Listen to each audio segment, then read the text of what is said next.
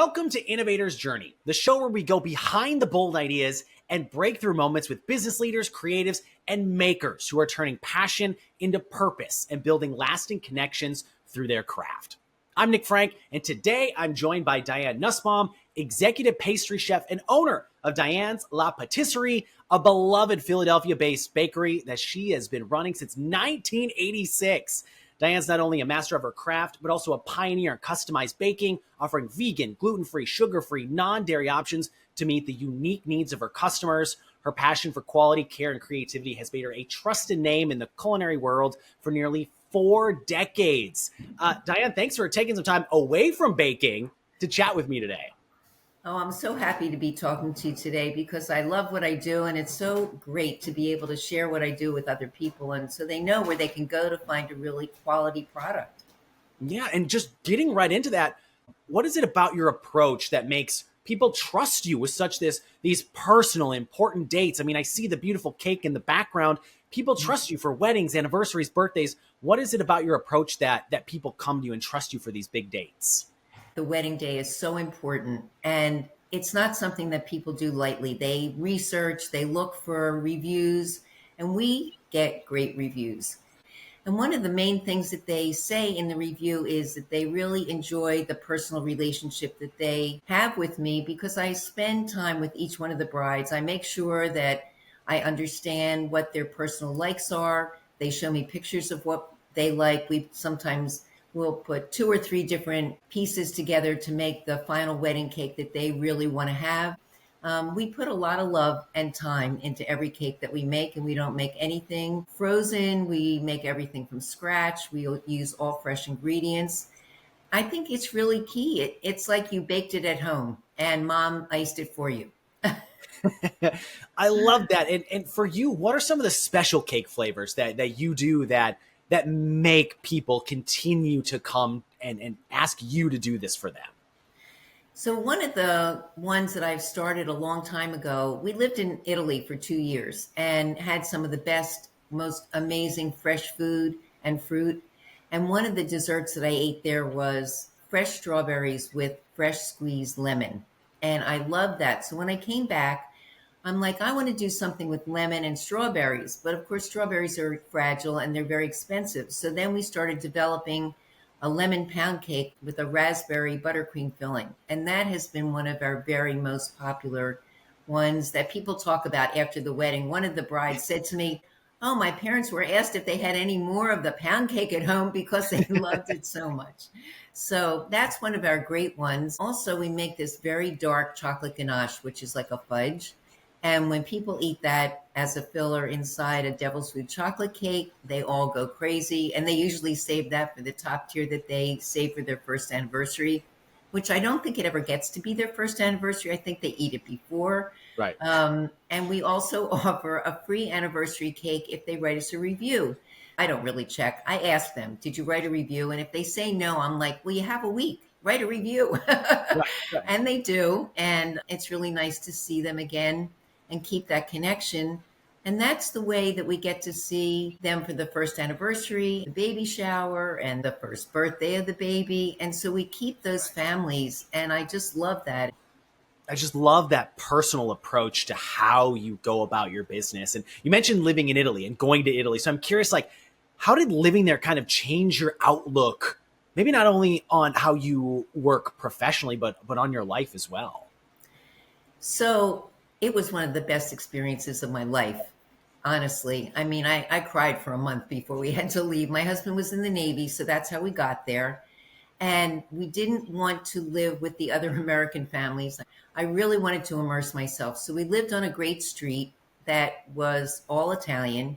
And luckily, in our apartment building, there was a little Solo Maria, and the guy who owned it could speak English. So he was a huge help in the beginning. And his family, they would take me to the local grocery stores. And I just learned that eating fresh and making everything from scratch is so much better. I was cooking every day, and friends would just come, and they were always like, this food is so good. So I started to learn to love food, and we became friendly with a family who owned a pension on Anna Capri. And I spent half my time in the kitchen with the chef. And he said to me, when you go back, you're going to open a restaurant. I'm like, oh no, I'm a reading specialist. I'm going to go back and do my teaching. And lo and behold, a few years later, we went back and I'm like, I opened a bakery. So, yeah, it just left such an imprint on me as far as making things fresh and real. And you want things to taste good. You don't want it to be, unnatural. We still crack fresh eggs for every recipe that we do. So it makes a difference. No chemical. I love that. It now makes me want to get on a plane and fly to Philadelphia to come see you at your bakery that's been open for almost 40 years now. I mean, talk about like what has made your business different and what sets it apart to be able to have these doors open for so long and continue to innovate and stay on people's minds of like, this is the place to be and to go. So I've always been a perfectionist, and it has to be the right way. We only have three of us, and we work like little mice, and we get it all done. But we make sure that everything is the way we want it to be before it goes out. I never went to culinary school, but I've studied with a lot of pastry chefs that I wanted to learn from. So knowing so many different techniques and always trying to learn something new, I think has kept us very innovative. And during the pandemic, we practiced doing vegan cakes, gluten-free cakes. We were always doing dairy-free because we're also kosher, but sugar-free is something that we've added on recently. And there's a big call for that as well. And then you get to know chefs. And a lot of times I would do all of my own deliveries. So I would get to know the people in the kitchen. They know that if there was ever an issue, and there are issues sometimes, and you have to go and fix something, but they know that I'll always go. I'll make sure that the customer's happy. People trust me, and they tell me, they're like, I know you can do this. I trust you. I mean, a woman just said that to me the other day. I'm like, okay.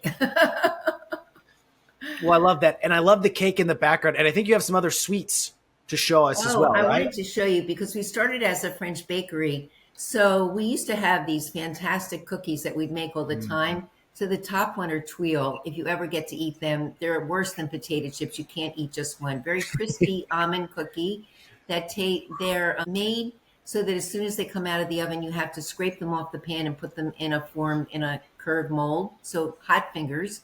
Yeah. And then the next ones are pave, which are puff pastry that are supposed to signify like the sidewalk or the cracks in the sidewalk, and they're filled with raspberry jam.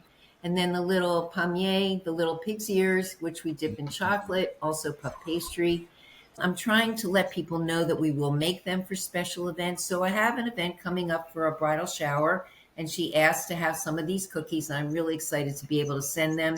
And then, of course, we also have a beautiful little cake that we did, and we made some macarons that will go with the cake for a special event. So this is a lemon pound cake with our raspberry buttercream inside. I would almost send you a piece if I could.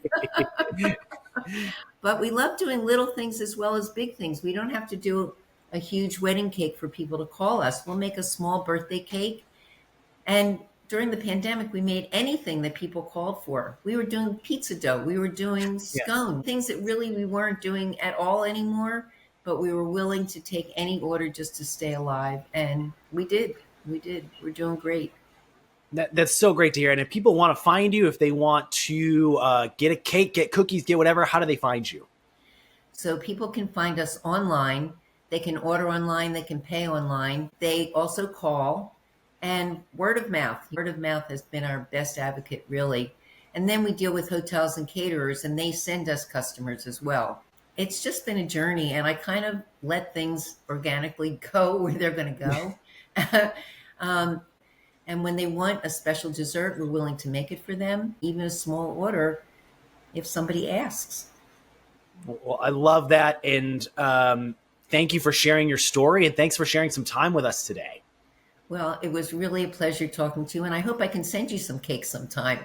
I would absolutely love that. Diane, thank you for sharing your story and for showing that innovation isn't just digital. Sometimes it's the way you treat your customers, one handcrafted pastry at a time. If you're in the Philadelphia area, be sure to check out Diane's La Petisserie. And if you enjoyed this episode, follow the show, share it with someone who appreciates great stories and even better desserts. I'm Nick Franck. Thanks for tuning in, and we'll catch you for the next journey.